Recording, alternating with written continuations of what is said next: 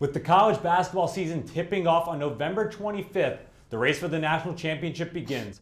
Hello everybody and welcome back to another edition of Penn State Sports Night. I'm your host Zach Gershman, joined alongside Andrew Kalb and Garcia. Gonzaga sits atop the AP Top 25 with Baylor, Villanova, Virginia, and Iowa rounding out the top 5. Carlos, are there any surprises you noticed throughout the rest of the preseason rankings?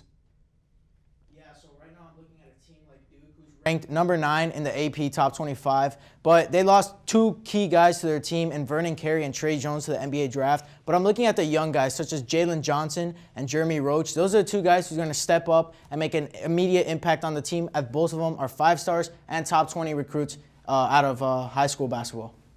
Yeah, you know, the ranking that really stood out to me was seeing Creighton only at 11th.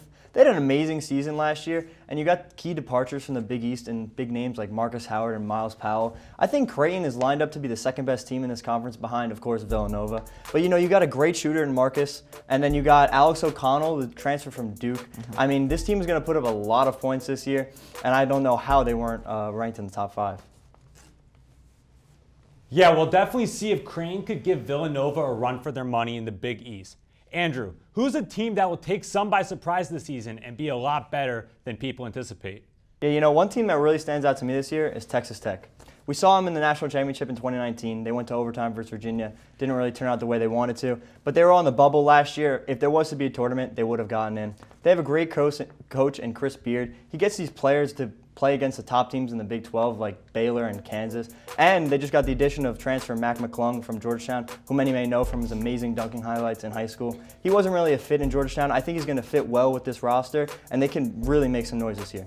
Well, I'm looking at a team right now like Arizona State. They're currently ranked 15, and they got the addition of 5-star forward Josh Christopher. I think he's going to make an immediate impact, and he's going to be alongside 2 guards who shot 40% from the field from three-pointer last year. So I think this team is going to make waves. Unfortunately, the NCAA tournament was canceled due to the coronavirus outbreak, which means we were unable to watch players like Cassius Winston and Lamar Stevens play under the brightest lights. But with that being said, who's your prediction for Player of the Year this season? Well, I'm looking at Sam Hauser. He's a transfer from Marquette to Virginia, and last season he averaged 15 and 9 as a big man. I think he's on an ACC team that's going to be the front runner to get out of the conference, and I think he's going to go off this season, and he's going to help Virginia maybe get into that top 4. Yeah, you know, you got to talk about Luka Garza when you talk about National Player of the Year. He was a runner-up last year. Obi Toppin won the award, but Luka Garza doesn't get the respect he deserves. If you look at schools like Duke and UNC, if he played there, I think he'd get a lot more noise and a lot more media coverage if he played at a school like that. Iowa, not really a prominent basketball school, but he averaged a double-double last year. He's led Iowa to the last 2 great couple of seasons. I think he's going to improve, as he had a great season last year. He's going to work on his game, get even better, and he's going to win Player of the Year. College basketball is viewed by many as one of the craziest, most exciting sports in the country. So let's get crazy here. Give me a bold prediction for this upcoming season. Yeah, I got to go with Illinois. I think they're going to make it to the Final Four this year. They got 2 stars in Io and Kofi Cockburn. They had an amazing season last year. They're both All-American level players, and they have a great coach in Brad Underwood. I think that this team, they finished 1 game out of the Big Ten championship last year, sharing it with a few teams in what was a very competitive conference, probably the most competitive in America, and it'll be again this year. I think they're going to work on improve, and they already had a great season last year, and I think they're going to make a run in March.